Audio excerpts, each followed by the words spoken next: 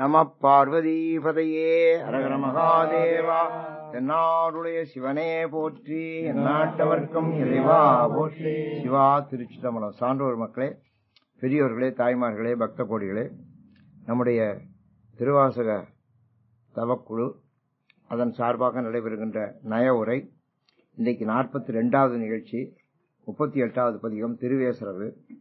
இந்த நிகழ்ச்சிக்கு வந்திருக்கக்கூடிய உங்கள் அனைவருக்கும் என்னுடைய அன்பான நன்றியையும் வரவேற்பையும் நல்வாழ்த்துக்களையும் தெரிவித்துக் கொள்கிறேன். இந்த வருஷம் முடிய போகுது. அடுத்த நிகழ்ச்சி நமக்கு 31ஆம் தேதி நம்ம அன்பிற்குரிய ஞானம்பரவார் அண்ணாமலை அவருடைய இல்லத்துல, கலகம்பாள் அவர்கள் இல்லத்திலே அது நடக்கும். அடுத்த நிகழ்ச்சி வருஷ கடைசி. அது வேற கிட்டத்தட்ட இனிமே நமக்கு முடியவும் போகுது. இன்னொரு 10 நிகழ்ச்சியில இந்த நயவரம் முடிஞ்சிடும். இது ஒரு பெரிய சாதனையா நான் கருதுறேன். நான் செஞ்சிருக்க சாதனையிலே இது ஒரு மிகப்பெரிய சாதனையா கருதுறேன். ஏன்னா இப்படி ஒரு தொடர் நிகழ்ச்சி நம்ம நடத்துனது இப்பதான். இதுவும் கிட்டத்தட்ட 1 மணி நேரம் ஒவ்வொரு வாரம் பேசியிருக்கோம். இதுவும் ஒரு 6-7 மாசமா நடந்து கொண்டிருக்கிறது. திருவேசரவுன்னா ஏசரவு, திரு சேர்த்துக்கிறது, கலக்கம். ஏசரவுனா கலக்கம்னு அர்த்தம். குழப்பம், கலக்கம், மயக்கம், கலங்கி நிற்கிறது, செயலற்று இருக்கிறது. எனக்கு ஒன்றும் புரியல சார், நான் என்ன செய்யறேன்னு தெரியல சார் அப்படிங்கிற மாதிரி சில சமயத்துல அப்படி வந்துடும், கலங்கி நிற்பார்கள். சில சமயத்துல டாக்டர் ரங்கபாஷி எனக்கு சொன்னாரு, சார் நீங்க எல்லாம் ஒரு சாமியை கும்பிட்டு வர்றீங்க ஆபரேஷன் முன்னால, நானும் சாமியை கும்பிட்டு தான் கத்தி எடுப்பேன். ஆனா கத்தியை எடுக்கிற போது சாமியை கும்பிட்டு கத்தி எடுத்து கத்தி வைப்பேன் ஆபரேஷன் பண்றது, எவ்வளவு பெரிய ஆபரேஷன். ஆனா அத கத்திய உடம்புல வச்ச ஏற்பாடு கீற ஆரம்பிச்ச ஏற்பாடுதான் உள்ள என்ன நிலைமைன்னு தெரியும் எங்களுக்கு. நாங்க வெளியில இருந்து கற்பனை பண்ணுவோம், கொஞ்சம் ஸ்கேன்ல தெரியும். ஆனா உள்ள என்ன நிலைமையில இருக்கு, வியாதி எந்த அளவுக்கு அது இருக்கு அப்படிங்கறதெல்லாம் எங்களுக்கு கரெக்ட் பண்ண வராது. அது திறந்து பார்த்தா தான் தெரியும், ஓபன் பண்ணா தான் தெரியும். சில சமயங்கள்ல நாங்க ஓபன் பண்ணிடுவோம் சார், அவன் பிழைக்க மாட்டான்னு எங்களுக்கு அப்பவே தெரிஞ்சிடும். ஓபன் பண்ணோன்னே தெரியும் பிழைக்க மாட்டான்னு. நம்ம ஆபரேட் பண்ணிட்டோமே, அதை நீ மூடணுமே, மூடுற வரைக்காவது இவங்க உயிரோடு இருக்கணுமே, இல்லைன்னா நம்ம ஆபரேஷன் ஃபெயிலியர்னு சொல்லுவான்ல, அப்ப கெட்ட பேர் ஆயிருமே. அதனால அந்த நேரத்தில் நாங்க ரொம்ப கலங்கி நிற்போம் சார், செயலற்று நிற்போம் சொன்னாங்க. அப்ப சொன்னா நாங்க ரொம்ப செயலற்று நிற்போம். இப்ப புரியுதா உங்களுக்கு? செயலற்று நிற்கிறதுனா நம்ம நினைக்கிறது ஒண்ணு, நடக்கிறது ஒண்ணு. அப்படி ரொம்ப வாழ்க்கையில் நடந்துரும், தெரியுதா? பெரிய பெரிய ஆட்கள் வாழ்க்கையில எல்லாம் அப்படிலாம் இந்தியாவுக்கு சுதந்திரம் கேட்டாங்க, சுதந்திரம் கொடுக்கணும்ட்டேன், ஆனா 2ஆ பிரிச்சு தான் கொடுப்பேன். இந்த 2ஆ பிரிக்க போறாங்கிறது யாரும் நினைக்கல. இந்தியாவை 2ஆ பிரிச்சு தான் கொடுக்க போறாங்கிறது அவன் சுதந்திரம் தரேன்னு ஒத்துக்கிட்டேன். இவங்களுக்கு எல்லாம் தலைவர்களுக்கு எல்லாம் ரொம்ப சந்தோஷம், பரவாயில்ல சுதந்திரம் வர போகணும், ரொம்ப கொண்டாட ஆரம்பிச்சாங்க. அவன் பிரிச்சுட்டேன், பிரிச்சுட்டான்ட்டேன், எல்லாம் கலங்கி போனாங்க. என்ன பண்றது? மகாத்மா காந்தி கல்கத்தா குவித்தாரு, நீ எப்படியோ போங்கடான்ட்டு கலங்கி போனாங்க. அப்புறம் சுதந்திரம் வாங்கினாங்கன்னு வச்சுங்க. வேணா அப்ப பெரிய கலவரம் வந்துச்சு, தேச பிரிவினைனால. எவ்வளவு பெரிய கலவரம் இந்தியா! 1 வருஷ காலம் அந்த கலவரத்திலேயே சரியா போச்சு. இப்ப இந்த 1 வருஷ காலம் நமக்கு கரோனாவில போயிடுச்சுவாங்க. இப்ப கரோனாவில போனது மாதிரி அப்ப கழகத்திலேயே போயிடுச்சு. பாகிஸ்தான்ல இருந்து இந்துக்கள் இங்க வர்றாங்க, இங்க இருந்து முஸ்லிம்கள் அங்க போறாங்க, வண்டி வண்டியா போறான், ரயிலா போறேன். பெரிய அந்த நேரம் நடந்த நிகழ்ச்சி இருக்கு பாருங்க, அதெல்லாம் நம்ம கற்பனை கூட எட்டாது. அது அவங்க கணக்கு பண்ணல, ஆனா கற்பனையும் பண்ணல. அவ்வளவு பெரிய நிகழ்ச்சி. அது கலங்கி நின்னாங்க. அதே மாதிரி மகாத்மா காந்தி செத்து போயிட்டாருன்னாங்க, சுட்டுவிட்டாங்க, நாடே கலங்கி போச்சு, உலகமே கலங்கி போச்சு. அவர் செத்தாருன்னு கேள்வி, அது விஷயம் தெரிஞ்ச உடனே உசுர விட்டவே 50-60 பேர் உலகமெல்லாம். அதனால சில சமயங்கள் நம்ம கலங்கி நிற்போம், குழப்பமா இருக்கும், என்ன செய்யணும்னு தெரியல, செயலற்று இருத்தல்னு பேரு. அதான் திரு ஏசரவு. இது யாருக்கும் திரு ஏசரவுனா என்ன அர்த்தம்? ஏசரவுனா கலங்கி நிற்கிறது, சாதாரண லௌகீகமா. திரு ஏசரவுனா என்ன அர்த்தம்? அது தெய்வீக சம்பந்தமான கலக்கம், தெய்வீக சம்பந்தமான குழப்பம். அதான் திரு போட்டுட்டாலே தெய்வீக சம்பந்தம்னு நீங்க தெரிஞ்சுக்கணும். திரு ஏசரவு. இரும்புதரு மனத்தேனை ஈத்தீர்த்து என் உரிக்கு கரும்புதரு சுவை எனக்கு காட்டினை உன் களகணைகள் ஒருங்குதிரை உளவு சடை உடையானே நரிகளலாம் பெருங்குதிரை அக்கியவார் அன்றே உன் பேரருளே. இரும்புதரு மனத்தேனை. இப்ப இரும்பு இருக்கு பாருங்க, உலகத்துல இருக்கிற எல்லா உலோகங்கள்லயும் ரொம்ப கடுமையானது இரும்புதான், வெயிட்டானது, கனமானது. உலகத்துல இருக்க எல்லா உலோகங்கள்லயும் இரும்புதான். ஆனா அதனாலதான் எல்லாத்துக்கும் அதைத்தான் பாடியா வைப்பேன். என்ன பொருளை கண்டுபிடிச்சாலும் அந்த பொருளுக்கு வெளியில இருக்க ஷீல்டு வந்து வெளிப்புறம் இரும்பு தான். இரும்பு அதுக்குள்ள மொத்தத்தை வைப்பேன். இரும்பு தான் பேக்கேஜா இருக்கும். காரணம் என்ன, இரும்பு தான் தாங்கக்கூடியது, வெப்பத்தையும் தாங்கும், விளையாது, எதிர்த்து நிற்கும், எதையும் எந்த தாக்குதலையும் தாங்கும் இரும்பு. அதனால இப்ப குண்டு செஞ்சிருக்கேன், இரும்பு குண்டு செஞ்சிருக்கேன், தூக்கலாம் பாருங்க, இந்த தூக்கி போட ஷார்ட் புட், அதெல்லாம் இரும்புலாம் செஞ்சிருக்கேன். ஏன் அப்படின்னா விளையாது, தூக்கி போட அப்படி கிடக்கும், நல்ல வெயிட்டா இருக்கும், கனமானது. அதனாலதான் இரும்பு இருக்கிறதே கனமானதும் அசையாதும் விளையாதும் இரும்புதான். என் மனம் அப்படி, இரும்பு தருமனத்தேனை. என் மனசு விளையவே விளையாது. ஒவ்வொருத்த மனசு விளைஞ்சிரும், தெரியுதா? சொன்னா கனி வந்துடும். சில பேரு கனிவு அடைஞ்சிருவாங்க. அப்படி நம்ம ரொம்ப பேரை பார்க்கறோம். சார் நான் அதுக்கெல்லாம் கொடுக்கறதே இல்லை சார், கடைசியா பார்த்தா அவன் தான் ரொம்ப கொடுத்துருப்பேன். ஏன்னா மனசு கனிஞ்சிரும். இரும்பு தருமனத்தேனை. ஆனா நான் மனம் எப்படி தெரியுமா, கொஞ்சம் கூட அசையாது. இரும்பு கல் மனங்கிற பாருங்க, சில இடத்துல கல் மனம்னு சொல்லுவாரு. அது கல்லுங்கிறது இயற்கையானது. இரும்புங்கிறது நம்ம இயற்கை. இரும்பு அதை அந்த அது மண்ணை எடுத்து, இரும்பு மண்ணை எடுத்து அதை உருக்கி இரும்பு ஆக்கணும். இரும்புங்கிறது அப்படியே பூமியிலிருந்து கிடைக்காது, தெரிஞ்சுங்க. இரும்புங்கிறது பூமியிலிருந்து இரும்பா கிடைக்காது. அது வந்து அயன் ஓர்மை, இரும்பு தாது. அந்த தாதை எடுத்து அதை உருக்கி ஒன்னா சேர்த்து இரும்பாக்கணும். ஆனா கல் அப்படி இல்லை. கல்லு ஒண்ணும் தாது இல்ல. கல்லு வந்து கல்லாவே உற்பத்தி ஆயிரும். மண்ணே கல்லாயிரும்.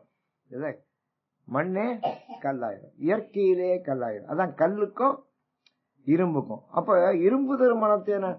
கல் மனசுனா அது இயற்கையிலே கல்லு. இரும்பு மனசுனா அது கொஞ்சம் செயற்கையா ஏற்படுத்தப்பட்ட கல். அதனாலதான் என்ன உருக்க முடிஞ்சது. இரும்ப உருக்குவாளா உருக்க மாட்டாளா? எப்படி சயின்டிபிக்கா எழுதியிருக்காரு பத்திலா? இரும்பத்தான் உருக்கலாம், கல்லை உருக்க முடியுமா? கல்லெல்லாம் ஒருத்தன உருக்குது இல்ல. ஆனா கல்லு கனியும். கல்லு வந்து உருகாது, ஆனா கல்லு கனியும். அந்த காலம் சொல்லுவேன், அந்த சில சங்கீத வித்வான்கள் ரொம்ப அருமையா அந்த ராகங்களை பாடினா போட்டி வைப்பாங்களாம். இதுல யார் ரொம்ப பிரமாதம் அப்படின்னு தெரிஞ்சுக்கிறது. அப்படி நல்லா பாடுறவங்களை மலைகளை கூட்டிட்டு போயிடலாம். மலைக்கு பக்கத்துல உட்காந்து வச்சு பாட சொல்லுவாளாம்.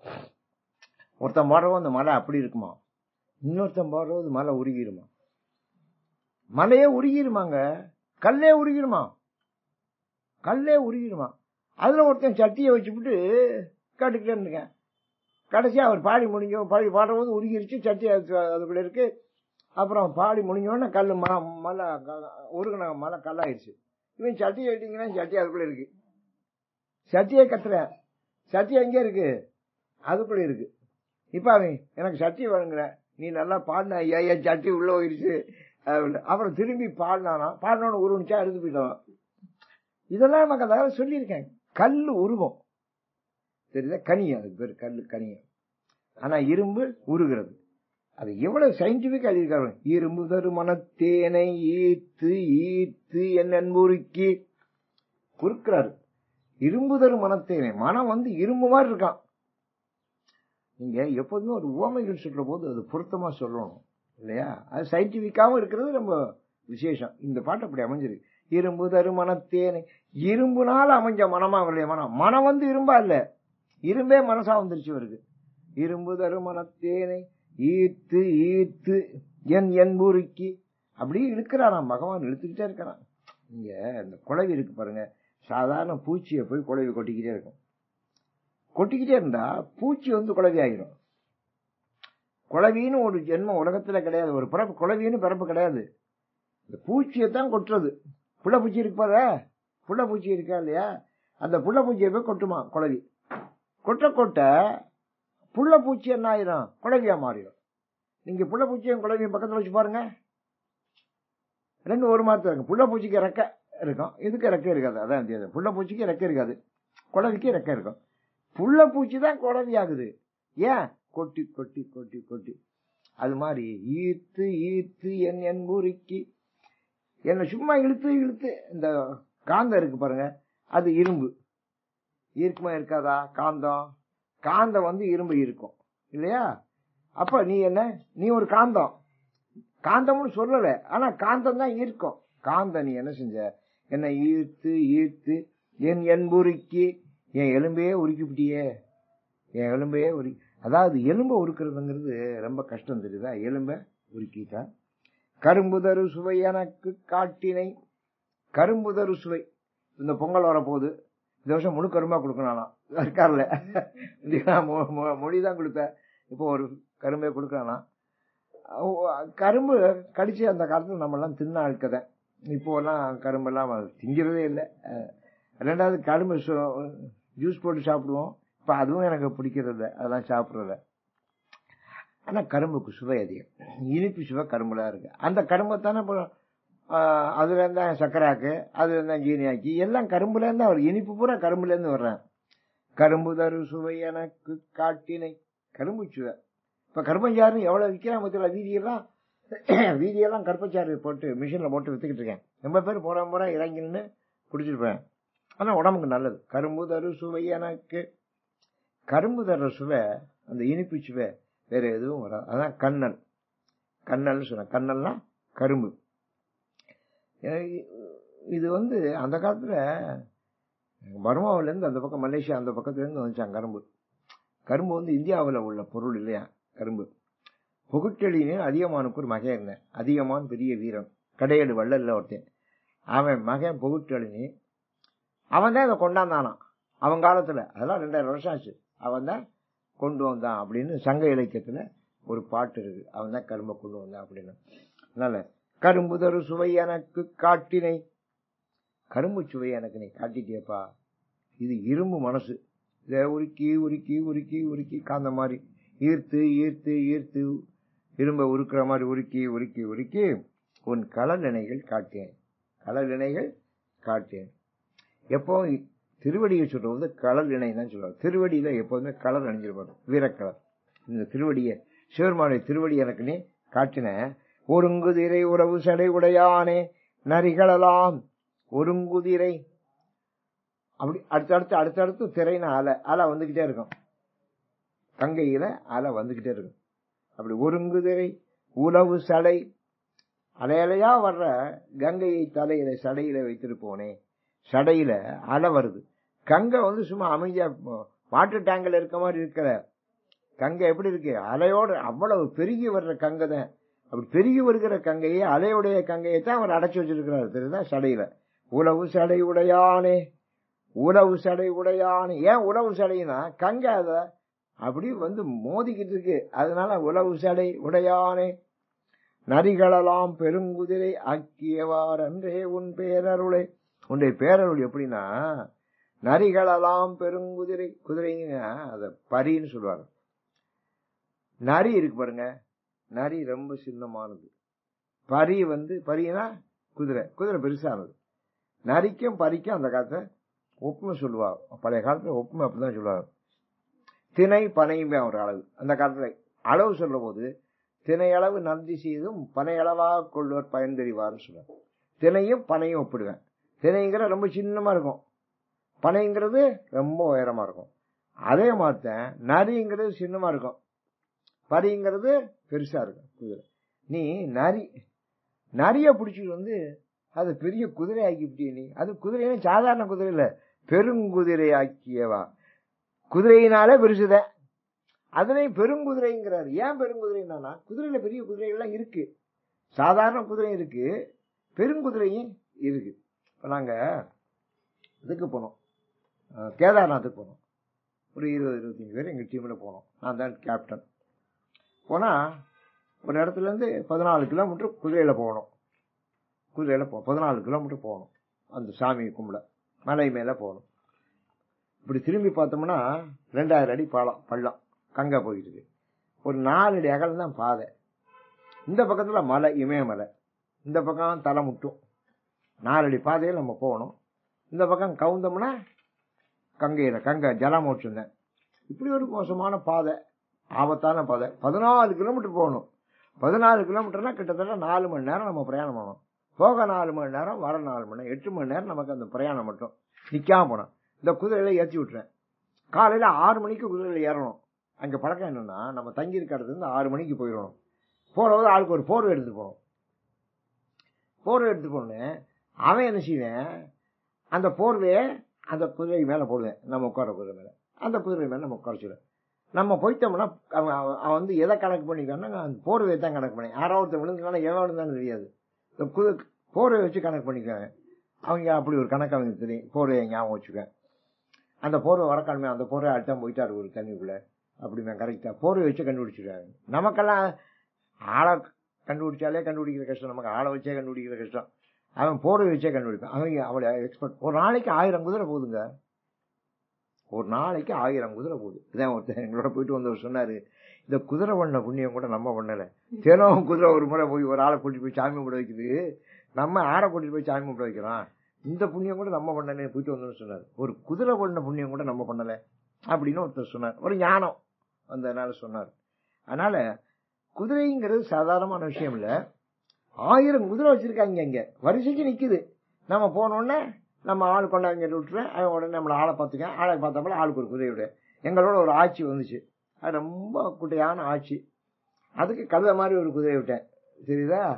கழுத மாதிரி ஒரு குதிரை, சின்ன குதிரை, போனின்னு சொல்றதுக்கு பேரு. இவ்வளவு வேற இருக்கும். அது யாரு வேணாலும் உட்காந்து சைக்கிள், சின்ன பிள்ளை சைக்கிள் ஓட்டு பாருங்க, அது மாதிரி சின்ன குதிரை.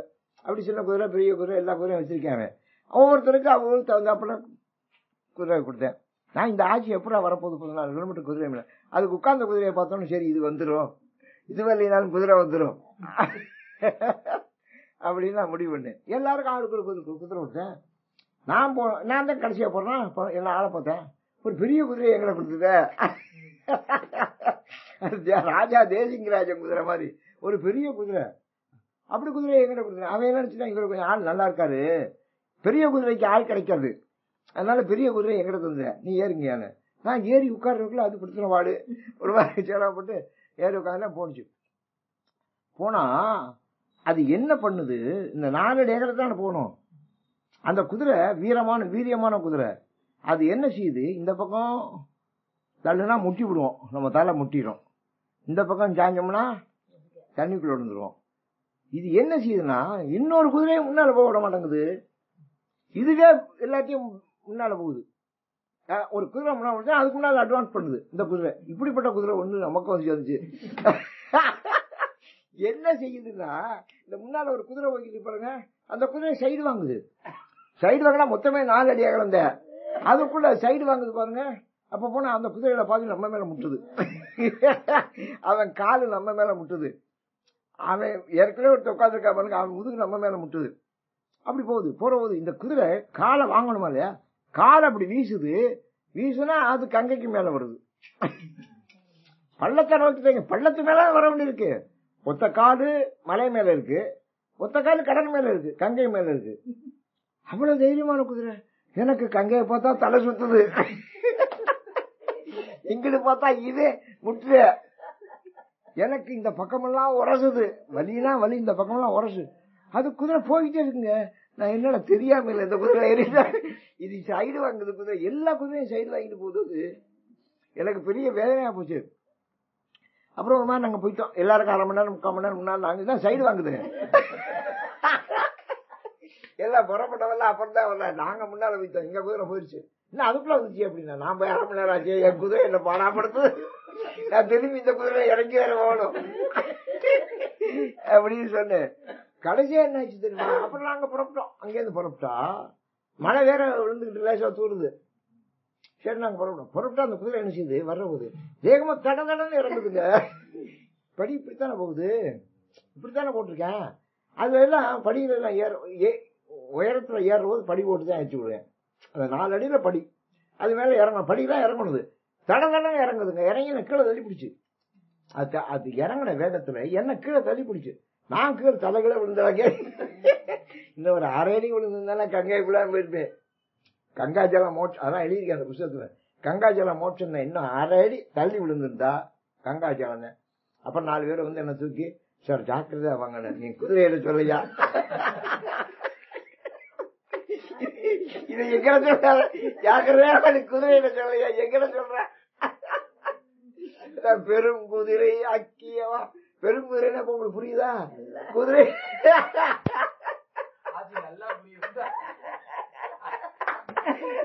இந்த உதாரணம் சொன்னா தாங்க புரியும். பெரும் குதிரையில இல்ல, குதிரையில ஒண்ணு பெருசா இருக்கா அவளு, குதிரையில ஒண்ணு பெருசா இருக்குல்ல, அது மெஜஸ்டிக். அது ராஜா தேசிங்க குதிரை.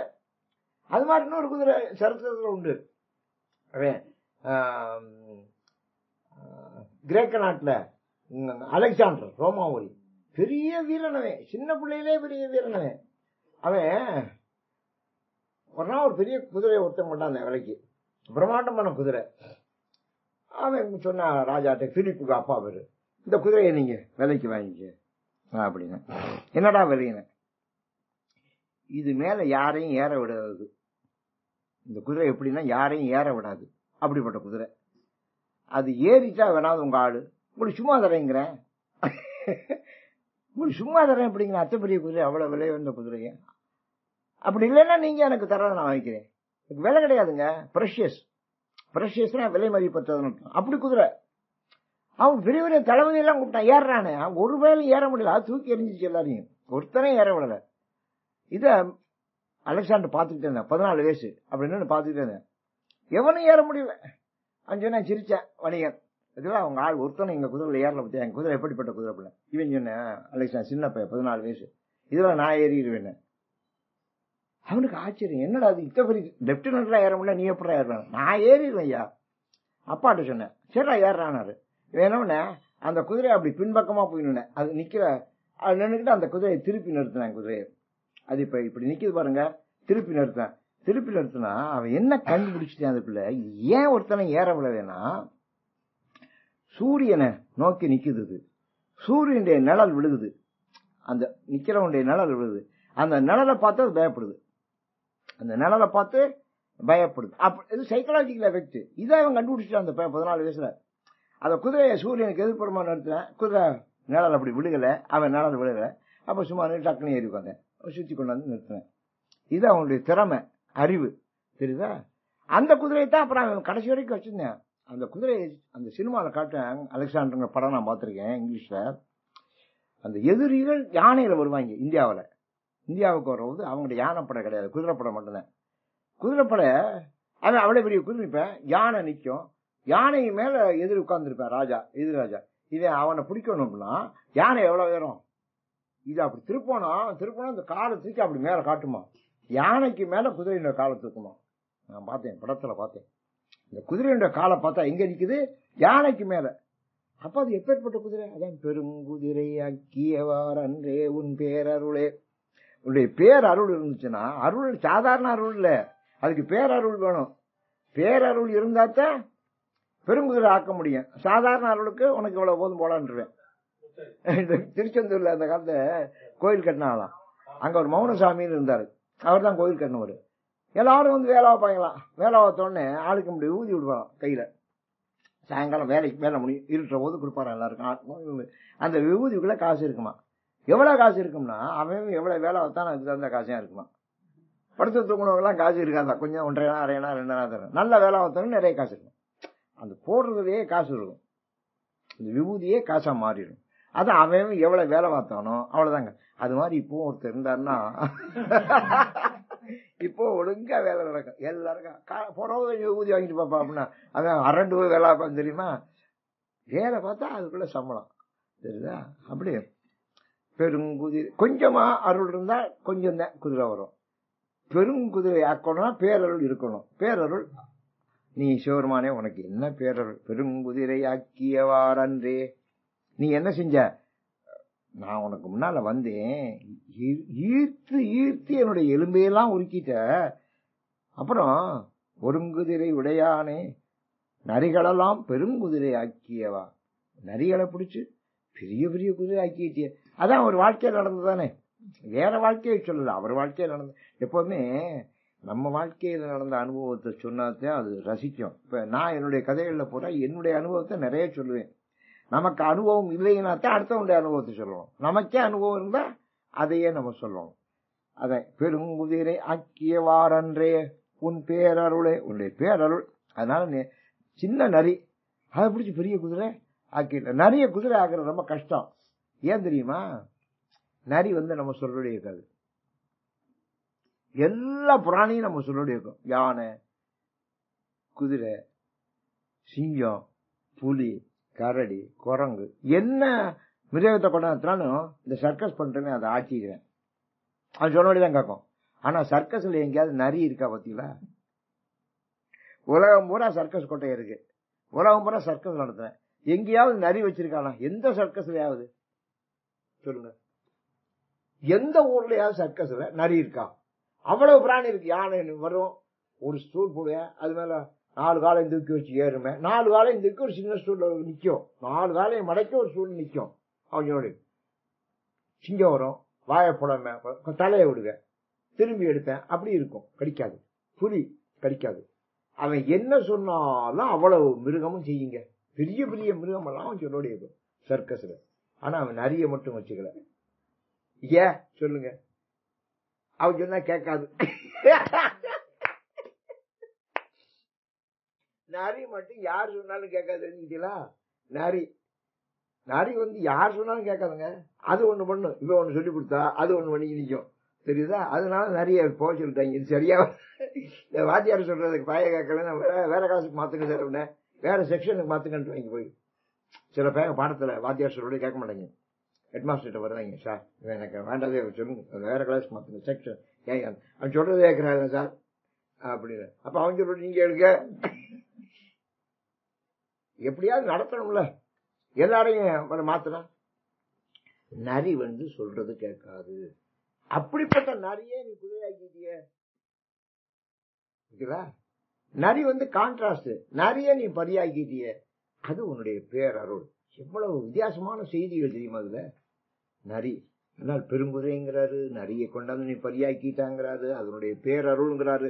ஒன்னொன்னுக்கு எவ்வளவு அர்த்தம் இருக்கு பார்த்தீங்களா? பண்ணார்ந்த மொழி மங்கை பங்கானி நாளானார்க்கு உன்னார்ந்த ஆரமுதே உடையானே அடியேனை மண்ணார்ந்த பிறப்பறுத்திட்டாழ்வாய் நீ வா என்ன கண்ணார உய்ந்தவார் அன்றே உன் கடல் கண்டே. பண்ணார்ந்த மொழி மங்கை, அதான் உமையார் பார்வதி. அது நல்லா பாடுவான்னு தெரியும். பண்ணார்ந்த மொழி, நல்ல மொழி. நம்முடைய தமிழ் மொழி இருக்கே, பெண் நிறைந்த மொழி, இசை நிறைந்த மொழி. அந்த மொழியை உடைய உமையவள் பார்வதி, அவளுடைய பங்கனை, அவளை பங்கிலே வைத்திருக்கிற நீ ஆளானார்க்கு, உன்னுடைய அடியார்களுக்கு. ஆளானார்னா அடியார். உன்னார்ந்த ஆரமுதே, உள்ள நிறைஞ்ச அமுதனி, யாருக்கு அடியவர்களுக்கு நீ தான் அமுதம். உடையானே, நீ தான் என்ன உடையவன்.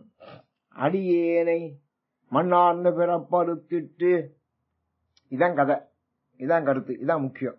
மண்ணார்ந்த பிறப்பறுத்திட்டு, இன்னமே மண்ணுல நம் பிறப்பு வேண்டாம், மண்ணுல பிறப்பு வேண்டாம். மண்ணார்ந்த பிறப்பறுத்து, நான் மண்ணுல நிறைய பிறந்துட்டேயா, எவ்வளவு பிறந்துட்டேன், எத்தனை பிறப்பு இந்த மண்ணில் நான் பிறந்திருக்கேன்.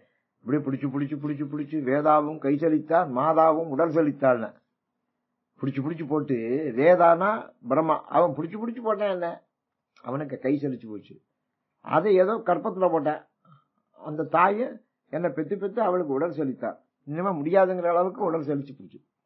வேதாவும் கை செலுத்தான், மாதாவும் உடல் செலுத்தாள், நானும் கால் செலுத்தேன், நான் நடந்து கால் செலுச்சு போச்சுன்னாரு. அதனால மண்ணார்ந்த பிறப்பறுத்திட்டு, இந்த மண்ணுல நான் எவ்வளவு பிறப்பு தான் பிறந்தேன், போதும் அறுத்துட்டிய நீ அந்த பிறப்ப. இந்த கதையினுடைய கருத்து என்ன, திருவாசகத்தினுடைய முக்கியமான கருத்து என்ன? பிறப்ப அறுக்கணும். அதான் பிறப்ப அறுக்கணும்னா என்ன செய்யணும்? அடியார்கள் கூட்டத்தில் சேரணும், சிவருமானி திருவடியை பார்க்கணும், வணங்கணும், அதுல போய் சேரணும். இதான் இந்த கருத்து பூரா. இது இனிமே படிக்க உங்களுக்கு இந்த கருத்து உங்களுக்கே புரிஞ்சு போகும். ஏன்னா இவ்வளவு பாட்டிலே அதான கருத்து. மண்ணார்ந்த பிறப்பறுத்திட்டு ஆழ்வாய் நீ வாய் என்ன, வா உன்ன நான் ஆள்றேன் அப்படின்னு என்ன நீ அழைச்ச. ஆழ்வாய் நீ வாய் என்ன வான்னு கூப்பிட்ட.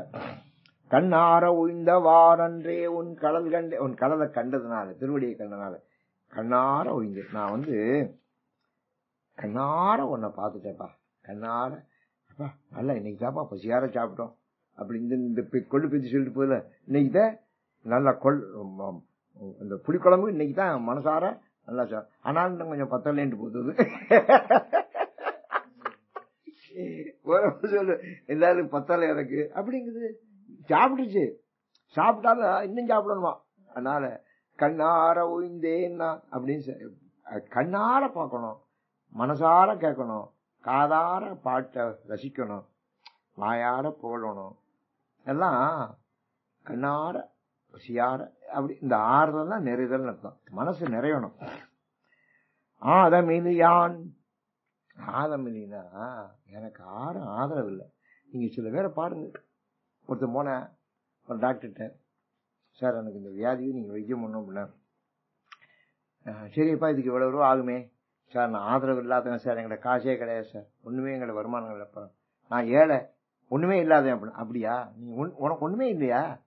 எனக்கு ஒன்றும் காசே கிடையாது சார், நான் எதுவும் இல்லை, நான் ஏழை, உங்களுக்கு ஒரு சொத்து கொடுத்து ஒன்றும் கிடையாது, எனக்கு எதுவும் கிடையாது சார், நான் ஏழை அப்படின்னு. அவங்க கேட்டேன் அந்த டாக்டர், சார் சரி அப்படின்னா ஒன்று வையும், உனக்கு 2 கிட்னி இருக்கு, ஒரு கிட்னியை நீ கொடு, நான் ஆப்ரேட் பண்ணி எடுத்துக்கிறேன், அதுக்கு உனக்கு 2 லட்ச ரூபா தர்றேன், ஒரு கிட்னியை நான் எடுத்துக்கிறேன், அதை ஒருத்தங்க வச்சிருக்கேன், அதுல ஒன்று உனக்கு போதும் உன் உடம்புக்கு, இன்னொன்று ஃப்ரீயா தானே எக்ஸஸா தானே இருக்கு, அதை நான் எடுத்துக்கிறேன், அது 2 லட்ச ரூபா எனக்கு கிடைக்கும், அதுல உனக்கு இதுக்கு 1 லட்ச ரூபா செலவு, மிச்ச 1 லட்ச ரூபா உனக்கு பணம் தந்துடுறேன், உனக்கு ஆபரேஷன் பண்ணிடுறேன். சரியான நான் ஓடியே போயிட்டாங்க, பதிலே சொல்லல, ஓடியே போயிட்டேன். அப்புறம் என்னடா ஏழைங்கிற, என்ன ஏழைங்கிற, உனக்கு 2 எக்ஸஸா ஒண்ணு வச்சிருக்காருடா தெரியுதா, 2 கண்ணு இருக்குடா உனக்கு, ஒரு கண்ணை நான் எடுத்துக்கலடா, உனக்கு ஒரு கண்ணு போதும், ஒரு கண்ணை ஒருத்தனுக்கு ஆபரேட் பண்ணலாம் தெரியுதா அப்படின்னாருல. அவன் அந்த பக்கமே வரல, இவர் என்னடா இப்படி ஆரம்பிச்சிட்டாரு. அதனால இந்த உலகத்துல எவனும் ஏழை இல்லைங்கிறது நம்ம புரிஞ்சுக்கணும். உடம்புல ஒண்ணு எக்ஸஸத்தான் வச்சிருக்கிற. இப்ப ஒத்த காலை வச்சுக்கிட்டு ஒருத்தன் நொண்டி அடிச்சுக்கிட்டே நடக்கிறான்லாம், 2 காலம் தேவையில்லை, ஒரு காலே போதும், ஆனா 2 கால் எக்ஸஸ்ங்கிற. அதனால 2 காலு, 2 கை, 2 கண்ணு, 2 காது, எல்லாம் 2 கிட்னி, அது தெரியாம வச்சுருக்காரு. தெரிஞ்சா இவங்களே வித்துருவாங்க. பணம் இல்லையா, சரி சார் நீங்க கிட்னி எடுத்துக்க சார், மிச்சத்தை தாக்குப்பேன். அதனால மீதி நான் ஒன்னு ஆதரவே இல்லாத, பிறப்பு இறப்பு என்னும் 6 நரகில் 2 பிறப்பு இறப்பு, இது பெரிய நரகம் சார். பிறப்பு தானே இல்ல, இறப்பு நரகம் தான். இறந்தாத்தான் நம்ம நரகத்துக்கு போறோங்கிற, பிறந்த உடனே ரிசர்வ் ஆயிருது. ரொம்ப பேர் எங்க போறேன், நரகத்துக்கு தான் போறேன், சொர்க்கத்துக்கு போறேன். ரொம்ப அதுக்குதான் எல்லாரும் சொர்க்காசல் கதவுக்கு நேற்று போயிட்டு வந்தாங்க. நேற்று ஏன் சொர்க்காசல் கதவுக்கு எல்லாரும் போறா நினைக்கிறேன், ஒருத்தருக்கு நம்பிக்கை இல்லை நம்ம உட்கார்ந்து சொர்க்கத்துக்கு போகணும்னு. அதனால இங்கேயே போயிட்டு வந்துருவோம். அப்படி இம்மையிலேயே சொர்க்கம், சில பேர் மிதிச்சே சொர்க்கத்துக்கு போயிடுறாங்க தெரியுதா, அப்படின்னு போனவெல்லாம் இருக்கேன். அதை மீதி நாயேன்னு எனக்கு நான் ஒண்ணு ஆதரவு. பிறப்பு இறப்பு என்னும் 6 நரகில் ஆர்தமரும் இன்றியே, பாருங்க, பிறப்பு இறப்புங்கிற நரகத்தில் நான் விழுந்திருக்கேன். எனக்கு அங்க சுற்றத்தாரே யாரும் எவனா வருவானா நம்மளோட, சார் நான் சொர்க்கத்துக்கு நரகத்துக்கு போறேன், நீங்க வாரியலாம், எவனா வர, நீ போய் தோயால அப்புறம் பாத்துக்கிறேன் அப்படி. சொர்க்கத்துக்கு தமறு வரமாட்டான். சொந்தக்காரன் எவனோ புறப்படுற போது சொந்தக்காரன் எவனும் வரமாட்டேன். நான் அவளை ஆட்சிட்டே சொல்லுவேன், பாரு நீ தனியா படுத்துக்கிறதான் பயப்படுத்துறாது, போற அன்னைக்கு நீ ஒத்தையாதான் போகணும், நீ போற அன்னைக்கு ஒத்தையாதான் போகணும் தெரியுதா, அன்னைக்கு நான் ஒண்ணு வரமாட்டேன், ஆனா பாத்துக்க இப்பவே கொஞ்சம் தைரியமா எங்களுக்கு தனியால இருந்து கொஞ்சம் பழகிக்க, ஒத்தையால படுத்துக்க அப்படி சொல்லுவேன். ஆர்தம் அருமின்றி யாரும் வரமாட்டாங்க. இந்த போற போது ஒருத்தன் வரமாட்டான் தெரியுதா, போற போது எல்லாரும் வரலாம், வேணுங்கிற கூட்டிட்டு போனா ஆஸ்பத்திரிக்கு ஒருத்தர் போக மாட்டேன், நம்மள முடியும் போயிட்டா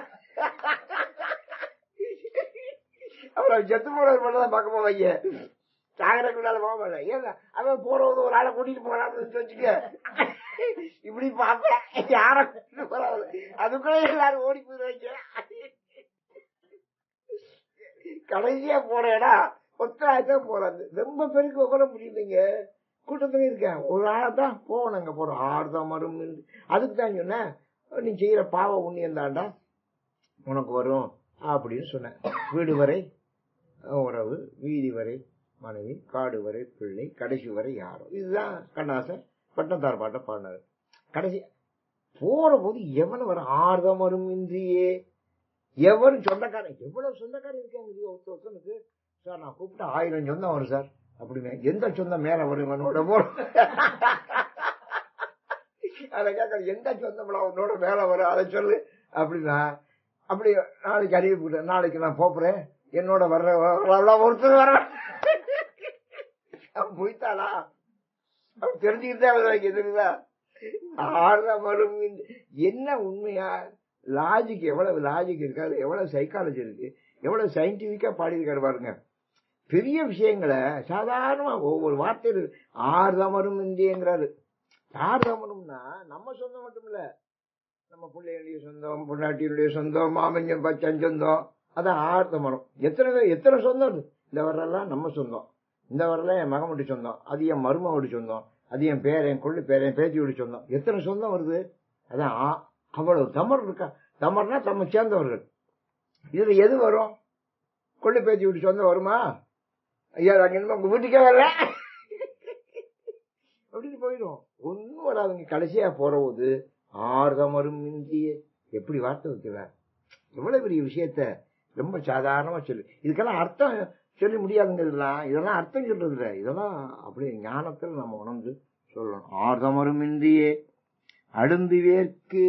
எங்க நரகத்துல போய் அழுந்து வேர்க்கு அங்க போய் அழுந்திடுறோம். என்று ஓதமலை நஞ்சுண்ட உடையானே ஆவான்னு எனக்காக நீ போய் அழிஞ்சிட்டியே. இந்த நேற்று சாக்கடையில ஒரு பையன் விழுந்தேன், 5 வயசு பையன், திருச்சியில திறந்த சாக்கடை இருக்கான். அதுல முந்தியெல்லாம் 6 செத்து இருக்காங்க, யாரும் தெரியல. இப்போ ஒரு ஆள் செத்தோன்னு மீடியால போட்டேன். மீடியால போட்டோன்னு அதை மூடுனேன். உடனே கமிஷனை வந்து அதை நான் மூட சொல்லிட்டேன் அப்படின்றார். அவரு புள்ள விழுந்துருச்சுங்க. அதனால எப்ப எந்த நேரத்துல யாரு எப்படி போற அப்படிங்கறது தெரியா. ஆன்னு எல்லாம் கத்துறான் பாருங்க. விழுந்துட்டா கத்துறான் எல்லாரும். கத்துறது கூட பாடலைங்க எனக்கு. ஆர்தமரம் தமருந்தா தானே கத்துறேன். ஆர்தமரும் இந்திய என்று ஓதமல்லி நஞ்சுண்ட உடையான் எனக்கா நீ தான் கத்துற. கத்துறதுக்கா இல்ல, ஓதமல்லி நஞ்சுண்ட உடையான் நீ தான் நஞ்சையே சாப்பிடுவேன். அதனால நீ தானே குடையவேன். அடியேற்குன் பாதமலர் காட்டியவார் அன்றே என் பரம்பரனே, என் பரம்பரனே, என் தலைவனே, எனக்கு அன்னைக்கே நீ பாதமலரை காட்டிட்ட. நீ தான் அடி திருவடி மலரை காட்டிட்ட. பச்சை தாள் அறவாட்டி படசடையாய். பச்சை தாள் தாள்னா நாக்குனத்தான், பசுமையான நாக்கை உடைய. அரவனா பாம்பு. பாம்பை தூக்கி மேல ஓட்டுக்கிட்டார்ல, அவரை எதிர்த்து வந்துச்சு பாம்பு, அதை தூக்கி தோல்ல ஓட்டுக்கிட்டாரு. சரிதா? அரவை பிடிச்சி ஆட்டினாருங்க. பாம்பை பிடிச்சி ஆட்டினார். சிவபெருமான ஆட்டினாரு, கிருஷ்ண பரமாத்மா ஆட்டினாரு. தெரியுதா? பாம்பையே ஆட்டினவேனி. பாதமலர் உச்சத்தார் பெருமானே. உச்சத்தார்னா உன்னுடைய பாத மலர திருவடிய உச்சத்துல வச்சிருக்காங்க. 6 அடியவர். உச்சத்தார் பெருமானே, அடியவருடைய தலையில இருக்கிறவனே, அடியேனை உய்யக்கொண்டு என்னை ஆட்கொண்டு எச்சத்தார் திருசை சிறு தெய்வம் ஏத்தாதே. சிறு தெய்வம் இது ஒரு முக்கியமான கருத்து சொல்றாரு. சின்ன சின்ன தெய்வங்களை எல்லாம் போய் கும்பிட்டுக்கிட்டு இருக்காதீங்க அப்படி சொல்ற. இப்ப அதெல்லாம் சொன்னா எப்படி எடுபடுமான்னு எனக்கு தெரியல. எவ்வளவோ தெய்வங்கள் உலகத்துல இருக்கு. சின்ன சின்ன தெய்வம் அங்கங்க எத்தனையோ தெய்வங்கள் இருக்கு. எல்லா தெய்வத்தை தான் எல்லாரும் கும்பிடுறேன். நம்மளும் அது ஒண்ணும் பண்ணாம இருக்கணும், நம்மளும் கும்பிட்டு போறோம். நம்ம அதை கும்பிடல, அது நம்மளேதான் கொண்டு செல்ல விட்டது. அதுக்கு ஒரு கும்பிடு ஓட்டு வச்சுப்போம். இந்த கலெக்டரை பார்க்க போறேன், இங்க இருக்க பியூனுக்கு ஒரு சாடி பையன் இதே எதையா அவளை சொல்லி வச்சு நமக்கு அது அடியா அது இதா போச்சு நான் பண்றது அப்படின்னு. அதனால எச்சத்தார் சிறு தெய்வம் ஏத்தாதே.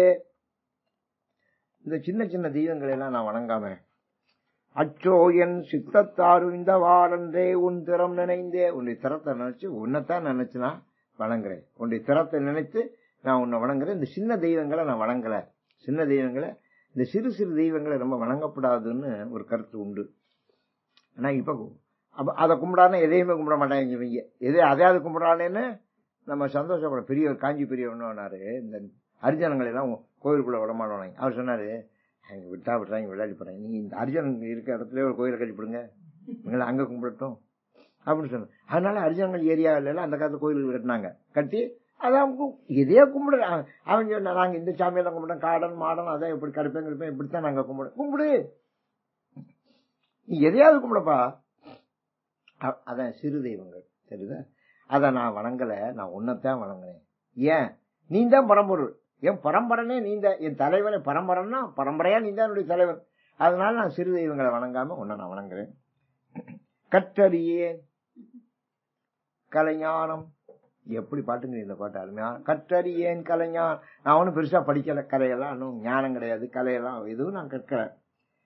கசிந்துருகேன். சரி, யாராவது பாருங்க அந்த பாட்டை உருகுறமா நம்ம அமர்த்துங்கிறேன். இவர் எப்ப முடிப்பாருங்கிறேன். அவன் உருகி உருகி பாடுறேன், இவன் உட்கார்ந்து இருக்கிறேன், எப்ப முடிப்பாரு அப்படிங்கிறேன். கசிந்துருகேன். அது ஈடுபாடு இருக்கணும். இப்ப நான்லாம் இப்ப எனக்கு நேரம் கிடைக்க சங்கீத கச்சேரி கேட்டுக்கிட்டு இருக்கேன்.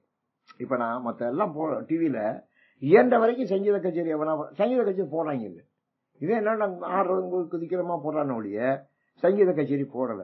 எனக்கு அது ரொம்ப பிடிக்குது. இப்ப முந்தியெல்லாம் அது பிடிக்காது, அவ்வளவு நேரம் எனக்கு கிடையாது. இப்ப எனக்கு கொஞ்சம் கொஞ்சம் நேரம் இருக்கு.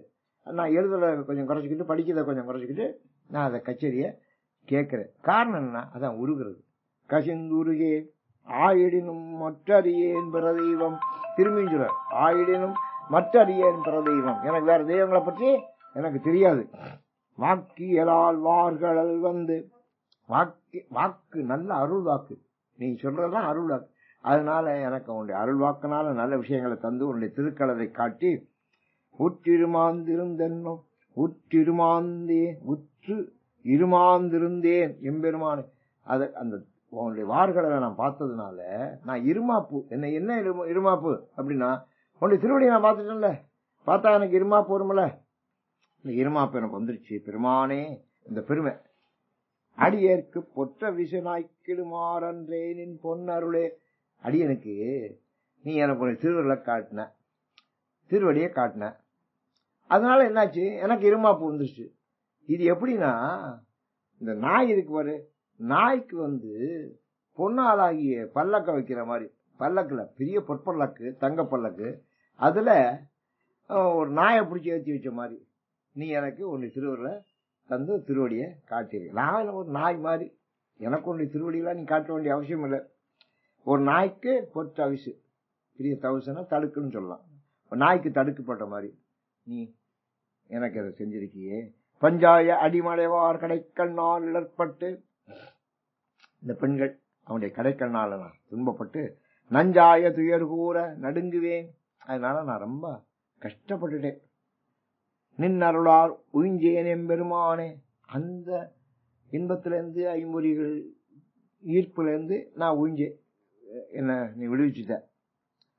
பெருமான் உடையானே அடியேனை அஞ்சேல் என்று ஆண்டவார் அன்றே என் அம்பலத்தமுதே. என் அம்பலத்தமுது, அம்பலத்துல இருக்கக்கூடிய நீ எனக்கு அஞ்சேல் என்று ஆண்டவா. நீ கவலைப்படாத, என்ன வந்தாலும் நான் உன்னை காப்பாத்துறேன், உன்னை பாதுகாத்துக்கிறேன் அப்படின்னு என்னை ஆண்டு கொண்டவன் நீ.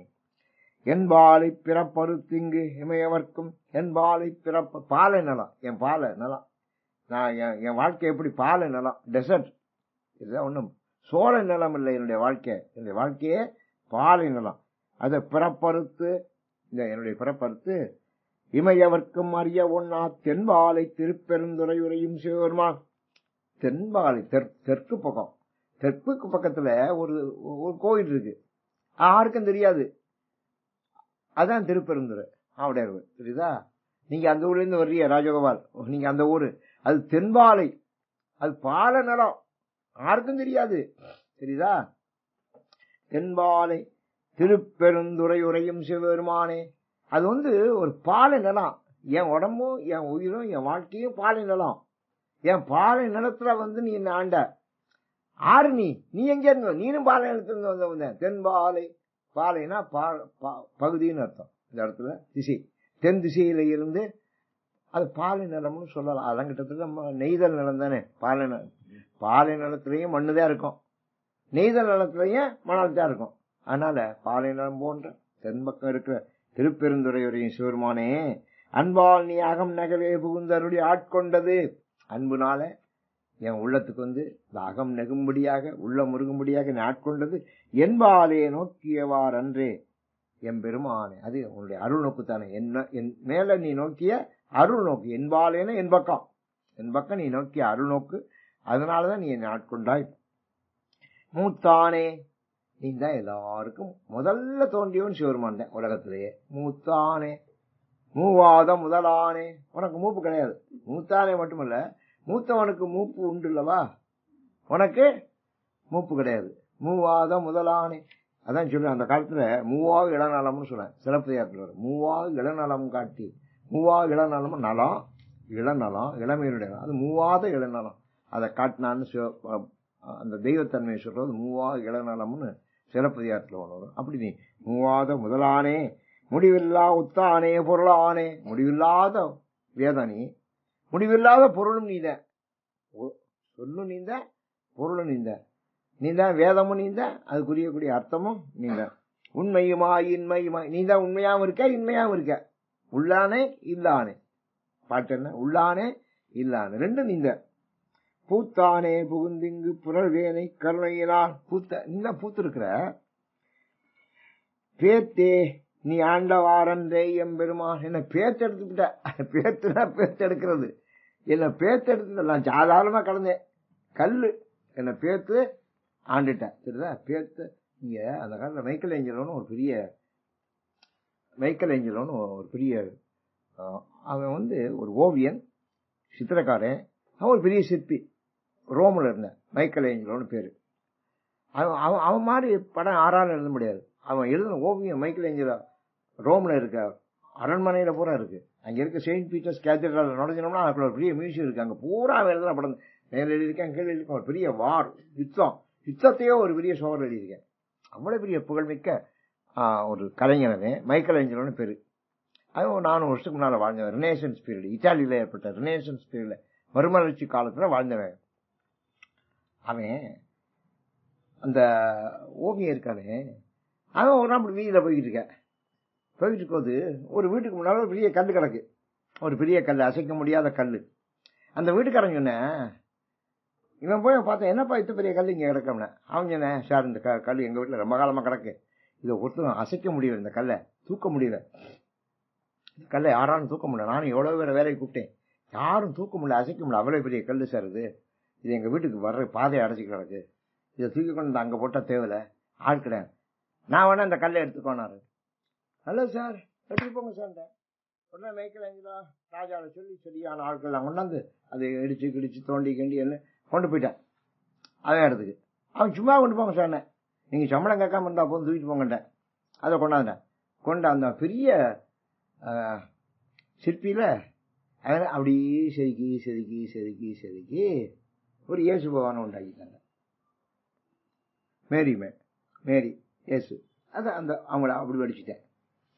சின்ன குழந்தை இயேசு குழந்தையா இருக்காரு, சிரிக்கிறாரு, அப்படி அவன் மடியில கையில அந்த மாதிரி ஒரு சிற்பத்தை செதுக்கி எல்லாரும் போய் பார்த்தாங்க. இந்த வீட்டுக்காரன் போய் பார்த்தோம், சார் இந்த கல்லு சார், அருமையான கல்லை நீங்க செதுக்கி, இந்த கல்லு எங்க சார் இருந்துச்சு, அது ஓவலாங்க அடைஞ்சு எனக்கு வேண்டாம் தூக்கிட்டு போடுது, அந்த கல்லு தான். அது எப்படி சார் இப்படி இதுல இவ்வளவு பெரிய சிற்பம் பண்ணி, ஏய் நான் வந்தேன்டா, அதுல இயேசு சிரிச்சுக்கிட்டு இருந்தாரா குழந்தையா, புரியுதா உங்களுக்கு?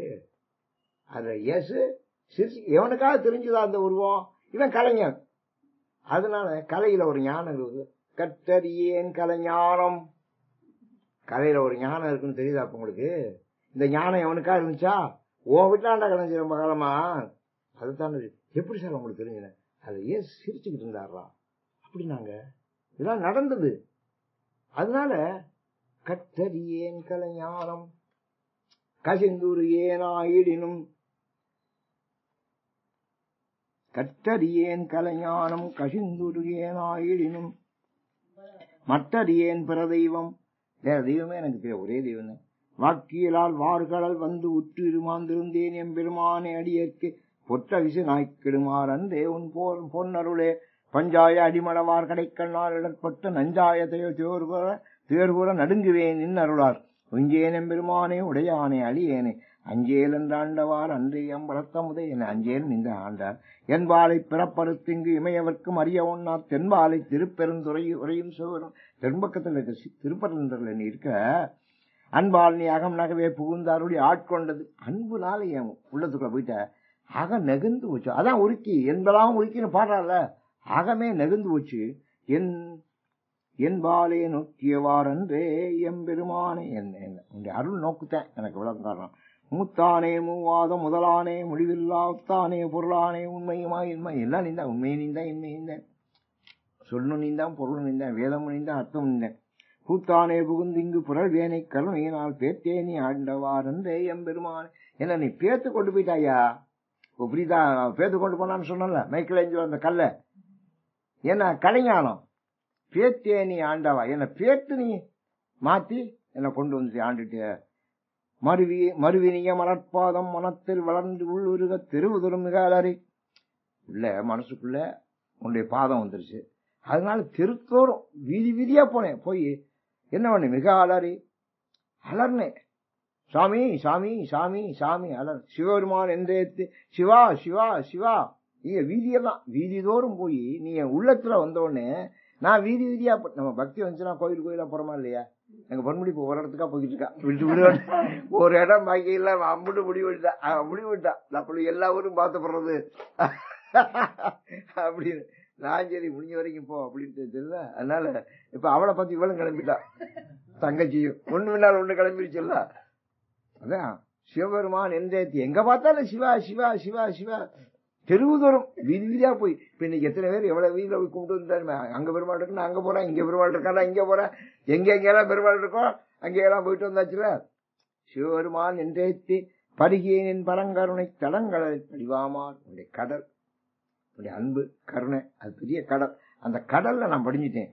அருள் எனக்கு இங்க இடம் வருது, இடம் கொண்டு அம்மா இலை மருது திருவிடை மருத்துவர்கள் இருக்கவனே, நீ இங்க வந்து எனக்கு அருள் புரிஞ்சிட்ட. நானேயோ தவம் செய்ய. அற்புதமான பாட்டு, கடைசி பாட்டு, ரொம்ப பிரமாதமான பாட்டு, இந்த பதிகங்களிலேயே அருமையான பாட்டு. நானேயோ தவம் செய்தேன். நான் தவமா செஞ்சேன், நான் என்னையா தவம் செஞ்சேன். நீ இவ்வளவு வந்து எனக்கு கருணை பண்ணிருக்கிய, நான் என்ன தவம் பண்ணேன் அப்படின்னு கேட்க. ஆமா, இப்ப ஒவ்வொருத்தருக்கும் பகவான் எவ்வளவு கொடுத்திருக்காருங்கிறீங்க. ஆனா நம்ம என்ன தவம் பண்ணா? நானேயோ தவம் செய்தேன் சிவாய நம என பெற்றேன். நான் என்ன செஞ்சேன்? சிவாய நம சிவாய நம சிவாய நம சிவா. இதுதான் நான் சொல்லிக்கிறேன். நான் ஒன்னும் பெரிய தவம் பண்ண, ஆனா அதுவே பெரிய தவம், தெரியாம பண்ணிருக்கேன். தெரியுதா? சிவாய நமன். நான் எந்த நேரமும் நான் ராத்திரி தூக்கம் வரல, நான் ஓம் நம சிவாய் ஓம் நம சிவாய் ஓம் நம சிவாய் எத்தான் சொல்லிட்டு இருப்பேன். தூக்கம் வராது அப்படி. அப்ப எவ்வளவு நேரம் சொன்னேன், எவ்வளவு மணிக்கணக்காக சொல்லிட்டு இருப்பேன். அப்புறம் என்ன அறியாம செஞ்சுட்டேன். சிவாய நம என ஒருத்தர் கேட்டாரு, இந்த நம சிவாயத்துக்கும் சிவாய நமக்கு என்ன வித்தியாசம் அப்படின்னு கேட்டாரு. கொஞ்சம் வித்தியாசம். ஒரு பெரியவர் சொன்னாரு எனக்கு. என்ன சொன்னார்னா, நமசிவாயங்கிறது எல்லாரும் சொல்லலாம், சிவாய நமங்கிறது மாம்சம் சாப்பிடாதவங்க சொல்லலாம். மாம்சம் சாப்பிடுறவங்க நமசிவாய சொல்லலாம், சிவாய நம்ம சொல்லப்படாது அப்படின்னு அவர் சொன்னார். இது எவ்வளவு தூரம் அது பொருத்தம் இல்ல, உண்மை இல்லைங்கிறது எனக்கு தெரியாது, நான் ஆய்வு பண்ணல. ஆனா ஒருத்தர் பெரியவர் இருக்கு சொன்னார். அதனால சிவாய நமன்னு ஒரு மந்திரம், அது நமசிவாயன்னு ஒரு மந்திரம், சிவசிவான மந்திரம், ஒன்னொன்னுக்கு ஒரு பொருள் சொல்லியிருக்காங்க. அது நமசிவாயங்கிறது எல்லாரும் சொல்லலாம். அதனால நமசிவாய வாழ்க, நாதன் தாழ் வாழ்க. ஆனா சிவாய நம என பெற்றேன், நமசிவாயன்னு சொல்லல, அங்க நமசிவாய வாழ்கன்னு சொன்னாரு. இங்க என்ன சொன்னாரு? நானேயோ தவம் செய்தேன் சிவாய நம என பெற்றேன், சிவாய நமன்னு சொன்னேன். அப்ப அவர் சொன்ன கருத்தோட கொஞ்சம் ஒப்பிட்டு பார்த்தா, இவரு வெஜிடேரியன், மாம்சம் சாப்பிட. சில பேர் மாம்சம் சாப்பிடுறவன வந்து அப்படிதான் சாப்பிடப்படான்னா எனக்கு சாமியா வேண்டாம் இந்த மாதிரி இதெல்லாம் சாப்பிட்டு இருக்கா, எல்லாம் என்ன எல்லாம் விட்டுரும் சார். நீ சாமியை விட்டால் விடுவோடையே இதை விட மாட்டேன். ஏன்னா அவன் ருசி பார்த்தவரை பிடிச்சி நீங்க இதெல்லாம் சொல்லக்கூடாதுன்னா சரி பரவாயில்ல, நமசிவாய சொல்லிக்க போற, நமசிவாய அப்படின்னு அவனுக்காக கொஞ்சம் நமசிவாயத்தை விட்டு கொடுத்துருக்க. சரிங்களா? சிவாய நம என பெற்றேன் தேனா இன்னமுதமாய் தித்திக்கும் சேர்மான். தேன் இன்னமுது தித்திக்கிறேன். நம்ம எவ்வளவுதான் தித்திப்பு சாப்பிட்டாலும் அதுக்கு மேல இவன் தித்திப்பா இருக்கான். தானே வந்து எனதுள்ளம் புகுந்து, நான் அவனை கூப்பிடலையே, அவனை தேடி நான் போகலையே, அவனால வந்தேன். தானே வந்து எனது உள்ளம் புகுந்து, அவன் உள்ளத்துக்குள்ளேயே போய்த்தானே. நான் வாய்ப்புள்ளே அவனை விட மாட்டேன், ஆனா அவன் உள்ளத்துக்குள்ளேயே போய்த்தானே. உள்ளம் புகுந்து அடியேற்கு அருள் செய்தான் எனக்கு. அவனே வந்து அவனே உள்ளம் புகுந்து அவனே எனக்கு அருளை செஞ்சேன். ஊனாரும் உயிர் வாழ்க்கையை ஒரு தன்றே விருத்தில. ஒரு முடிவு சொல்றாரு, ஊனாரும் உயிர் வாழ்க்கை, ஊன் நிறைந்த வாழ்க்கை இருக்கு, இந்த உயிர் வாழ்க்கை இருக்க, இது ஒருத்தன். இது வந்து சும்மா தண்டனைக்குரியதோ வெறுக்கக்கூடியதோ இல்லைங்கிறார். இது ஒரு பெரிய கண்டுபிடிப்புங்க. இது ஒருத்தன்றே. ஒருத்தன்றேன்னு என்ன? ஒருத்தர் தண்டித்தல், தண்டனைக்குரியது அல்ல. வெறுத்திடவே, இதை வெறுத்து தண்டிக்கிறதுக்குரியது இல்ல இந்த வாழ்க்கை. இந்த வாழ்க்கை வந்து அனுபவிக்கக்கூடிய வாழ்க்கை. ஏன் சிவாய நம்ம என பெற்றேன், அவன் உள்ள வந்துட்டேன், தேனா இன்னும் முதல் தித்திக்கிறேன், அப்ப இதை அனுபவிக்கக்கூடிய வாழ்க்கை தானே இது. அதனால சொன்னாரு அப்பர் சொன்னாரு, குனித்த உருவமும் கொவ்வை செவ்வாயிற்கும் சிரிப்பும் பனித்த சடையும் பவளம் போல் மேனியில் பால் வெந்நீரும் இனித்தமுடைய எடுத்த பொற்பாதம் காணப்பெற்றால் மனித பிறவியும் வேண்டுவதே இந்த மாநிலத்தினர். மனுஷ பிறவி வேணும்னாரு அவரு. ஏன் இதை காணப்பெற்றால் இந்த காட்சியை நம்ம காணக்கூடிய வாய்ப்பு நமக்கு கிடைக்குமே. நான் மனித பிறவி நமக்கு வேண்டுவதுதான் அப்படின்னாரு. அதனால ஒருத்தன்றே வெறுத்திடவே. நம்ம வெறுக்கிறோம், இருக்க வேண்டாங்கிறாரு. ஒருத்தர் சும்மா தண்டனை எல்லாம் கொடுக்கணும். இதுக்கு சில பேர் பட்டினி அடக்காம பாருங்க, நான் இந்த தப்பு பண்ணிட்டேன், இந்த சாப்பிட்டு அதுக்கா பட்டினி அடக்கேன் அப்படின்னு ஒருக்க வேண்டியது, வெறுக்கவும் வேண்டியது. தெரியுதா? ஏன் ஊனாரும் உயிர் வாழ்க்கை ஒருத்தன்றே வெறுத்திடவே. இது தண்டிக்கவோ வெறுப்பதற்கு